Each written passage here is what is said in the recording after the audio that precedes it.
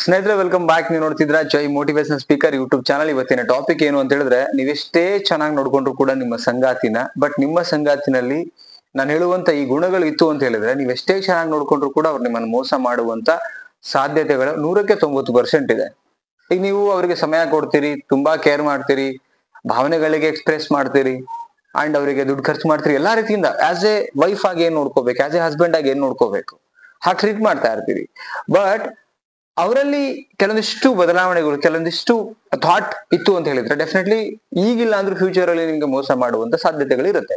ಹಾಗಿದ್ಮೇಲೆ ಏನೇನು ವಿಚಾರಗಳು ಅದು ನೋಡೋಕಿನ ಮುಂಚೆ ಫಸ್ಟ್ ಟೈಮ್ ಚಾನಲ್ ನೋಡ್ತಾ ಇದ್ರೆ ಸಬ್ಸ್ಕ್ರೈಬ್ ಮಾಡ್ಕೊಳ್ಳಿ, ರಿಕ್ವೆಸ್ಟ್ ಇದೆ ಇದು. ಅಂಡ್ ವಿಡಿಯೋ ನೋಡಿದ್ಮೇಲೆ ನಿಮಗೆ ಏನ್ ಅನ್ಸುತ್ತೆ ಅದನ್ನ ಕಮೆಂಟ್ ಮಾಡಿ ತಿಳಿಸಿ, ವಿಡಿಯೋಗೆ ಲೈಕ್ ಮಾಡಿ, ವಿಡಿಯೋ ಕೊನೆ ತನಕ ನೋಡ್ತಾ ಹೋಗಿ. ಓಕೆ, ಒಂದೊಂದು ಪಾಯಿಂಟ್ ನೋಡ್ತಾ ಹೋಗೋಣ. ಫಸ್ಟ್ ಒಂದ್ ಏನು ಅಂತ ಹೇಳಿದ್ರೆ, ಸಂಗಾತಿ ವಿಚಾರದಲ್ಲಿ ತೃಪ್ತಿಯ ಮತ್ತೆ ಒಪ್ಕೊಳ್ತಕ್ಕಂಥ ಭಾವ. ಈಗ ಉದಾಹರಣೆಗೆ ಮದುವೆ ಆಗತ್ತೆ ಅನ್ಕೊಳ್ಳೋಣ, ಲವ್ ಮ್ಯಾರೇಜ್ ಅರೇಂಜ್ ಮ್ಯಾರೇಜ್ ಗೊತ್ತಿಲ್ಲ, ಈಗ ನಾನು ಆಫ್ಟರ್ ದ ಮ್ಯಾರೇಜ್ ಬಗ್ಗೆ ಮಾತಾಡ್ತಾ ಇದ್ದೀನಿ. ಮದುವೆ ಆದ್ಮೇಲೆ ನಿಮ್ಮಲ್ಲಿ ಆ ಸಂಗಾತಿನ ಒಪ್ಕೊಳ್ಳುವಂತ ಬುದ್ಧಿ ಬರಬೇಕು. ಅವ್ರು ಹೇಗೆ ಇರ್ಲಿ, ಕಪ್ಪಗಿದ್ದಾರೆ, ಬೆಳ್ಳಗಿದ್ದಾರೆ, ಕೊಳ್ಳಕ್ಕಿದ್ದಾರೆ, ಅಥವಾ ಹೈಟ್ ಇದ್ದಾರೆ, ವಾಟ್ ಎವರ್, ನೀವು ಚೆನ್ನಾಗಿರ್ಬೋದು, ಅವ್ರು ಚೆನ್ನಾಗಿ ಅಲ್ಲದೆ ಇರ್ಬೋದು. ಆದ್ರೆ ಇಲ್ಲಿ ಅವರನ್ನ ಒಪ್ಕೊಳ್ಳುವಂತ ಗುಣ ನಿಮ್ಮಲ್ಲಿ ಇಲ್ಲ ಅಂತ ಹೇಳಿದ್ರೆ, ಅವರನ್ನ ಒಪ್ಕೊಂಡು ಪ್ರೀತಿ ಮಾಡುವಂತ ಭಾವನೆ ನಿಮ್ಮಲ್ಲಿ ಬಂದಿಲ್ಲ ಅಂತ ಹೇಳಿದ್ರೆ, ಅಥವಾ ಜಲಸ್ ಫೀಲ್ ಇತ್ತು ಅಂತ ಹೇಳಿದ್ರೆ, ಅಥವಾ ಇವರು ಒಂಥರ ಚೆನ್ನಾಗಿಲ್ಲ ಅಂತ ಈ ಒಂದು ಫೀಲಿಂಗ್ ಇತ್ತು ಅಂತ ಹೇಳಿದ್ರೆ, ಇವತ್ತಿಗೆ ಏನೋ ಒಂದು ಅಡ್ಜಸ್ಟ್ಮೆಂಟ್ ಮಾಡ್ಕೊಂಡು ಬದುಕಬಹುದು. ಬಟ್ ಮನಸಾರೆ ಅಲ್ಲಿ ಸಂಸಾರ ಮಾಡಿಲ್ಲ ಅಂತ ಹೇಳಿದ್ರೆ, ಡೆಫಿನೆಟ್ಲಿ ಹೇಳ್ತೀನಿ, 100% ಹೇಳ್ತೀನಿ, ಸೊ ಒಂದಲ್ಲ ಒಂದು ದಿನ ನಿಮ್ಗೆ ಮೋಸ ಮಾಡುವಂತ ಸಾಧ್ಯತೆ ಇರುತ್ತೆ. ನಾನು ಮಾಡೇ ಬಿಡ್ತಾರೆ ಅಂತ ಹೇಳ್ತಿಲ್ಲ, ಪರ್ಸೆಂಟೇಜ್ ನೋಡೋದಾದ್ರೆ ಎಲ್ಲೋ ಒಂದ್ ಕಡೆ 90% ಚಾನ್ಸಸ್ ಇರುತ್ತೆ ಮೋಸ ಮಾಡುವಂತದ್ದು. 90% ಚಾನ್ಸಸ್ ಇರುತ್ತೆ, ಬಿಕಾಸ್ ಒಬ್ಬರಿಗೆ ಸ್ಯಾಟಿಸ್ಫೈಡ್ ಆಗ್ತಿರಲ್ಲ. ನಾನು ಬೇರೆ ರೀತಿಯಲ್ಲಿ ಮಾತಾಡ್ತಿಲ್ಲ. ಆಕ್ಚುಲಿ ಕೆಲವರಿಗಿರುತ್ತೆ, ನಾನು ಹಿಂಗ್ ನೋಡಕ್ಕಿದೀನಿ, ಹಿಂಗಿರ್ಬೇಕು ಪಾರ್ಟ್ನರ್, ಕೆಲವರಿಗೆ ಇರುತ್ತೆ. ಕೆಲವರು ನೋಡಿ ಸೆಲೆಕ್ಟ್ ಮಾಡಿನೂ ಮಾಡ್ಕೊಳ್ತಾರೆ, ಕೆಲವರು ಅನಿವಾರ್ಯವಾಗಿ ಆಗಿರುತ್ತೆ. ಬಟ್ ನಾನು ಹೇಳೋದು, ಮದುವೆ ಅಂತ ಆದ್ಮೇಲೆ ಅಲ್ಲಿ ಬಾಳಿ ಬದುಕೋದು ತುಂಬಾ ಮುಖ್ಯ ಇರುತ್ತೆ. ಒಂದು ವಯಸ್ಸು ಆದ್ಮೇಲೆ ನಿಮ್ಮ ಬ್ಯೂಟಿ ಹೊರಟೋಗುತ್ತೆ, ಒಂದು ವಯಸ್ಸು ಆದ್ಮೇಲೆ ನಿಮಗೇನೊಂದು ಕ್ರೇಜ್ ಇರುತ್ತೆ ಅದು ಹೊರಟೋಗುತ್ತೆ, ಎಲ್ಲಾನು ಹೊರಟೋಗುವಂಥದ್ದು. ಏನು ನಥಿಂಗ್ ಇಲ್ಲ, ಏನು ಇಲ್ಲ, ಪರ್ಮನೆಂಟ್ ಅನ್ನೋದೇ ಇಲ್ಲ ಭೂಮಿ ಮೇಲೆ ಅಂದ್ಮೇಲೆ. ನೀವು ಫೀಲ್ ಮಾಡ್ಬೇಕಾಗಿರ್ತಕ್ಕಂಥ ರೀತಿ, ನೀವು ಯೋಚನೆ ಮಾಡ್ಬೇಕಾಗಿರ್ತಕ್ಕಂಥ ರೀತಿ, ಅಂಡ್ ನಿಮ್ಮ ನಡವಳಿಕೆ ಪ್ರತಿಯೊಂದು ಕೂಡ ಆ ಸಂಸಾರಕ್ಕೆ ಬೆಂಬಲವಾಗಿರ್ಬೇಕೆ ವಿನಃ ಯಾವುದೇ ಕಾರಣಕ್ಕೂ ಸಂಸಾರ ಹಾಳಾಗುವಂತ ಒಂದು ಥಾಟ್ ಪ್ರೊಸೆಸ್ ಆಗ್ಲಿ, ನಡವಳಿಕೆ ಆಗ್ಲಿ ಇತ್ತು ಅಂತ ಹೇಳಿದ್ರೆ 100% ಸಂಸಾರದಲ್ಲಿ ಬಿರುಕು ಬರುತ್ತೆ, ಸಂಸಾರ ಬಡದೋಗುವಂತ ಎಲ್ಲಾ ಸಾಧ್ಯತೆಗಳು ಇರುತ್ತೆ. Definitely this is first point. ಎಷ್ಟೋ ಜನ ಮಾಡುವಂತ ಮೊದಲನೇ ಮಿಸ್ಟೇಕ್. ಸೆಕೆಂಡ್ ಪಾಯಿಂಟ್ ನೋಡೋಣ, ಕೇವಲ ನೋಡುವಂತ ವ್ಯಕ್ತಿತ್ವ. ಎಷ್ಟೋ ಜನ ವೈಫ್ ನ ಕೇವಲವಾಗಿ ನೋಡ್ತಾರೆ, ಎಷ್ಟೋ ಜನ ಹಸ್ಬೆಂಡ್ ನ ಕೇವಲವಾಗಿ ನೋಡ್ತಾರೆ. ಹಸ್ಬೆಂಡ್ ಅಂದ್ರೆ ಅವರಿಗೆ ಲೈಕ್ ಏನಂತಾರೆ, ಕಾಲಿನ ಕಸ ಅಂತ ಕೆಲವು ಹಳ್ಳಿ ಕಡೆ ಮಾತಾಡ್ತಾರೆ ಪದ, ಹಾಗೆ ನೋಡ್ತಾರೆ. ಕೆಲವರು ಅಷ್ಟೇ ಹೆಂಡತಿನ ಟ್ರೀಟ್ ಮಾಡ್ತಾರೆ. ಇಬ್ರು ಸಮಾನರೇ, ಇಬ್ರಿಗಿಬ್ರು ಅಷ್ಟೇ ಒಂದು ರೆಸ್ಪೆಕ್ಟ್ಫುಲ್ ಆಗಿ ನೋಡ್ಬೇಕು.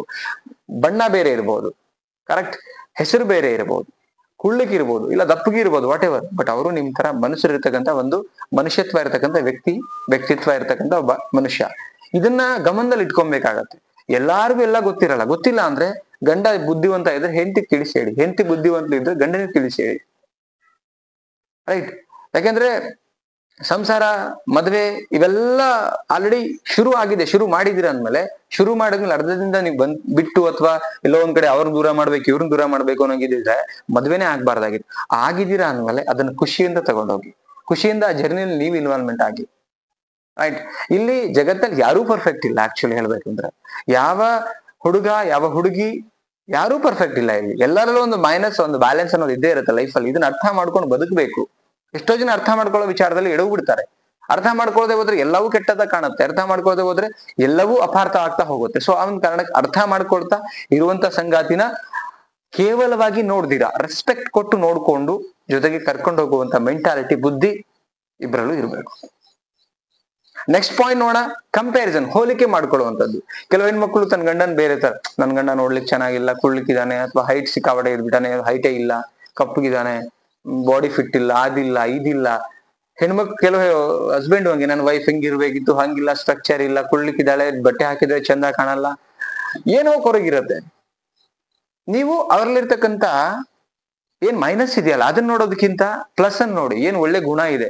ಬೇರೆ ಹೆಣ್ಮಕ್ಳು ಎಷ್ಟೋ ಚೆನ್ನಾಗಿರೋರು ಹಸ್ಬೆಂಡಿಗೆ ಮೋಸ ಮಾಡ್ತಾರೆ, ಎಷ್ಟೋ ಹಸ್ಬೆಂಡ್ಗಳು ಚೆನ್ನಾಗಿರೋರು ವೈಫ್ಗೆ ಮೋಸನೂ ಮಾಡ್ತಾರೆ. ನಿಮ್ಮ ವೈಫ್ ಮತ್ತೆ ನಿಮ್ಮ ಹಸ್ಬೆಂಡ್ ಇರ್ತಕ್ಕಂಥ ಪ್ಲಸ್ ಪಾಯಿಂಟ್ ಗಳನ್ನ ಅಬ್ಸರ್ವೇಷನ್ ಮಾಡ್ತಾ ಹೋಗಿ, ಒಳ್ಳೇದುಗಳನ್ನ ಹುಡುಕ್ತಾ ಹೋಗಿ. ಅವಾಗ ನಿಮ್ಗೆ ಅವ್ರು ಒಳ್ಳೆಯವ್ರು ಕಾಣ್ತಾರೆ. ನೀವು ಕೆಟ್ಟದ್ದು ನೋಡ್ತಾ ಹೋದ್ರೆ ನಿಮಗೆ ಕೆಟ್ಟದ್ ಕಾಣದ ಇನ್ನೇನ್ ಬೇರೆ ಕಾಣತ್ತಾ? ಕೆಟ್ಟದ್ ತಾನೇ ಕಾಣಕ್ ಸಾಧ್ಯ. ಸೊ ಹಂಗಿರ್ಬೇಕಾದ್ರೆ ನಿಮ್ಮ ಸಂಗಾತಿಗಳಲ್ಲಿ ಮೈನಸ್ ಗಳನ್ನ ಹುಡುಕ್ಬಿಡಿ. ಬೇರೆಯವರಿಗೆ ಕಂಪ್ಯಾರಿಸನ್ ಮಾಡಕ್ ಹೋಗ್ಬೇಡಿ. ಬೇರೆಯವ್ರಿಗೆ ಕಂಪ್ಯಾರಿಸನ್ ಮಾಡಿದಾಗ ಇವರೇ ಬೇರೆ, ಇವ್ರ ವ್ಯಕ್ತಿತ್ವ ಬೇರೆ, ಅವರೇ ಬೇರೆ, ಅವ್ರ ವ್ಯಕ್ತಿತ್ವ ಬೇರೆ. ಅವ್ರು ನಿಮ್ ಲೈಫ್ ಅಲ್ಲಿ ಇಲ್ಲ ಅಂದಾಗ ಇನ್ನೊಬ್ಬರಿಗೆ ನೀವು ಯೋಚನೆ ಕೂಡ ಮಾಡ್ಕೊಳ್ಳೋದು. ನಿಮ್ಮ ಲೈಫ್ ಅಲ್ಲಿ ಯಾರಿದಾರಲ್ಲ ಅವ್ರ ಬಗ್ಗೆ ಯೋಚನೆ ಮಾಡಿ, ಅವ್ರನ್ನ ಹೇಗೆ ಸರಿಪಡಿಸ್ಕೊಳ್ಬೇಕು, ಅಥವಾ ಇರ್ತಕ್ಕಂಥ ಪ್ಲಸ್ ಅಲ್ಲಿ ಹೇಗೆ ಇನ್ನೂ ಚೆನ್ನಾಗಿರೋಕ್ ಸಾಧ್ಯ ಅಂದ್ರೆ ಪ್ಲಸ್ ಅಂದ್ರೆ ಕ್ವಾಲಿಟಿ ವೈಸ್ ಮಾತಾಡ್ತಿರೋದು ನಾನು. ಇದನ್ನ ಯೋಚನೆ ಮಾಡ್ಬೇಕಾಗತ್ತೆ. ಎಷ್ಟೋ ಜನ ಅದನ್ನ ಯೋಚನೆ ಮಾಡಲ್ಲ, ಅಲ್ಲೇ ಫೇಲ್ಯೂರ್ ಆಗ್ತಿರೋದು. ಇದೆಲ್ಲ ಇರೋದಲ್ಲಿ ನಿಮ್ಮ ಥಾಟ್ ಪ್ರೊಸೆಸ್ ನೀವು ಅರ್ಥ ಮಾಡ್ಕೊಳ್ಳೋದ್ರ ಮೇಲೆ. ಒಬ್ಬ ವ್ಯಕ್ತಿ ಜೊತೆಗಿರ್ತಕ್ಕಂಥ ವ್ಯಕ್ತಿನ ಅಂಡರ್ಸ್ಟ್ಯಾಂಡ್ ಮಾಡ್ಕೊಂಡ್ಮೇಲೆ ಅದರ ನೇಚರ್, ಅದರ ಕ್ವಾಲಿಟಿ ಎಲ್ಲಾನು ನಿಮಗೆ ಮೈಂಡ್ ಅಲ್ಲಿ ಸೇವ್ ಆಗುತ್ತೆ. ಮೈಂಡ್ ಅಲ್ಲಿ ಸೇವ್ ಆದ್ಮೇಲೆ ಥಾಟ್ ಪ್ರೊಸೆಸ್ ಬಿಲ್ಡ್ ಆಗುತ್ತೆ. This is the process. So ಅದಕ್ಕೆ ಹೇಳ್ತಾ ಇದ್ದೀನಿ ನಾನು, ರೈಟ್? ಕಂಪ್ಯಾರಿಸನ್ ಮಾಡ್ಲೇಬಾರ್ದು. ನೆಕ್ಸ್ಟ್ ಪಾಯಿಂಟ್ ಅಂದ್ರೆ ಸಂಸಾರ ಅಂದ್ರೆ ಏನು, ಬದುಕು ಅಂದ್ರೆ ಏನು ಅಂತ ಅರ್ಥ ಮಾಡ್ಕೊಳ್ಳಕ್ಕೆ ಪ್ರಯತ್ನ ಪಡಬೇಕು. ಯಾರು ಸಂಸಾರದ ಬಗ್ಗೆ ಅರ್ಥ ಮಾಡ್ಕೊಳ್ತಾರೆ, ಯಾರು ಬದುಕನ್ನ ಅರ್ಥ ಮಾಡ್ಕೊಳ್ತಾರೆ, ಬಹಳ ಬೇಗ ಸಾರಿ ಕೇಳ್ತಾರೆ, ಬದಲು ಆಗ್ತಾರೆ, ಒಬ್ರಿಗೊಬ್ರು ಬದುಕೋಣ ಅನ್ನೋ ಒಂದು ಭಾವನೆನಲ್ಲೂ ಬರ್ತಾರೆ. ಯಾರು ಅಹಂಕಾರದಲ್ಲಿ ಇರ್ತಾರೆ, ಅರ್ಥ ಮಾಡ್ಕೊಳ್ಳದೆ ಹೋಗ್ತಾರೆ, ನನಗೆಲ್ಲಾ ಗೊತ್ತು ಅನ್ನೋ ರೀತಿನಲ್ಲಿ ಬದುಕ್ತಾರೆ, ನೀವೆಷ್ಟೇ ಚೆನ್ನಾಗಿ ನೋಡ್ಕೊಳ್ಳಿ ಅವ್ರು, ಗಂಡ ಇರ್ಬೋದು ಅಥವಾ ಹೆಂಡತಿ, ಎಷ್ಟೇ ಚೆನ್ನಾಗಿ ನೋಡ್ಕೊಳ್ಳಿ, ಬದಲಾಗಕ್ ಸಾಧ್ಯನೇ ಇಲ್ಲ. ಇವತ್ತು ಪ್ರೆಸೆಂಟ್ ಈ ಜನರೇಷನ್ ಅಲ್ಲಿ ನಡೀತಾ ಇದೆ. ನಾನು IT ಕಂಪನಿನಲ್ಲಿ 10 ಲಕ್ಷ ಸ್ಯಾಲ್ರಿ ಇದೆ ನನಗೆ, ನಿನಗೆ 5 ಲಕ್ಷ ಸ್ಯಾಲ್ರಿ ಇದೆ. ಇಲ್ಲಿ ಹಣದ ವಿಚಾರವಾಗಿ ತೂಗ್ತಾರೆ. ಇಲ್ಲಿ ಬೇಕಾಗಿರೋದು ಮನಸ್ಥಿತಿ ವಿಚಾರ. ಹಣನ ತಿನ್ಲಿಕ್ಕೆ ಆಗಲ್ಲ, ಇದು ನೆನಪಲ್ಲಿ ಇರ್ಬೇಕಾಗತ್ತೆ.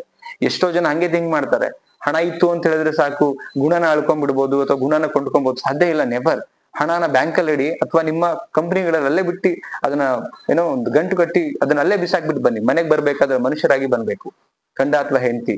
ನಿಮ್ಮ ಜಾಬ್, ನಿಮ್ಮ ಟೈಟಲ್, ನಿಮ್ಮ ಸೆಲೆಬ್ರಿಟಿ, ವಾಟ್ ಎವರ್ ಏನೇ ಇದ್ರು ಕೂಡ ಅದನ್ನ ಆಚೆ ಬಿಟ್ಟು ಸಂಸಾರದಲ್ಲಿ ಮನುಷ್ಯನಾಗಿ, ಅಲ್ಲಿ ವ್ಯಕ್ತಿತ್ವದಲ್ಲಿ, ಗುಣದಲ್ಲಿ ಚೆನ್ನಾಗಿ ನಡ್ಕೊಂಡಾಗ ಆ ಸಂಸಾರ ಗೆಲ್ಲುತ್ತೆ. ಇದು ಬೇಕಾಗಿರೋದು. ಸ್ನೇಹಿತರೆ, ಐ ಥಿಂಕ್ 4 ಪಾಯಿಂಟ್ಸ್ ನ ಶೇರ್ ಮಾಡಿದೀನಿ ವಿಡಿಯೋದಲ್ಲಿ. ಇಷ್ಟ ಆಗಿದ್ರೆ ಕಮೆಂಟ್ ಮಾಡಿ ತಿಳಿಸಿ. ಅಂಡ್ ಅಗೇನ್ ಹೇಳ್ತಾ ಇದ್ದೀನಿ, ಆದಷ್ಟು ಬೇಗ 30,000 ಕಂಪ್ಲೀಟ್ ಆಗ್ಬೇಕು ಸಬ್ಸ್ಕ್ರೈಬರು. ಸೊ ಸಪೋರ್ಟ್ ಮಾಡಿ. ಅಂಡ್ ಮತ್ತೊಂದು ಟಾಪಿಕ್ ಅಲ್ಲಿ ಸಿಗ್ತೀನಿ. Thank you so much. ನಮಸ್ತೆ.